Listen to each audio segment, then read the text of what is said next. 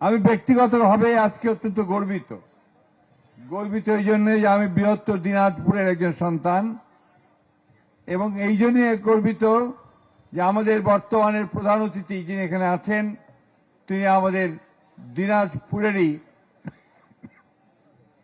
সঙ্গে পারিবারিকভাবে অত্যন্ত গভীরভাবে সম্পৃক্ত একজন সন্তান। আমরা জানি যে বিগত বছরগুলোতে ফ্যাসিস্ট শাসনে দিনাজপুরের কোনো উন্নয়ন হয়নি। আমরা জানি যে দিনাজপুরের মানুষের আর্থিক অবস্থার কোনো পরিবর্তন হয়নি। আমরা জানি যে বিগত বছরগুলোতে এখানে একচোখা রাজনীতির ফলে আমরা সমস্ত এলাকার মানুষের যে আকাঙ্ক্ষা তাকে ধ্বংস করে দেওয়া হয়েছে। আজকে সেই জন্যই দিনাজপুরের মানুষের যে আকাঙ্ক্ষা যে আজকে আমাদের তারেক রহমান সাহেব যিনি আমাদের প্রধানমন্ত্রী তিনি দিনাজপুরকে বিশেষ চোখে দেখবেন। এই জন্যে যে শুধু পারিবারিকভাবে তার সঙ্গে সম্পৃক্ত আছে তা নয়, রাজনৈতিকভাবে তার সঙ্গে সম্পর্ক আরো গভীর হয়েছে।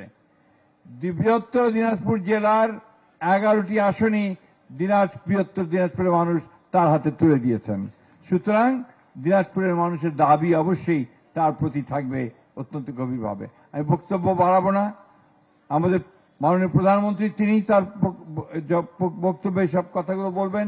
আমি শুধু আপনাদের একটি কথা বলতে চাই, দিনাজপুরকে জাতীয়তাবাদী রাজনীতিতে সব সময় শক্তিশালী ছিল, আরো শক্তিশালী হতে হবে এবং দেশের মধ্যে যেন সত্যিকার অর্থেই দিনাজপুর একটি আদর্শ সংগঠনে পরিণত হতে পারে সেই দিকে খেয়াল রাখতে হবে। দিনাজপুরের মানুষকে অনেক অনেক শুভেচ্ছা।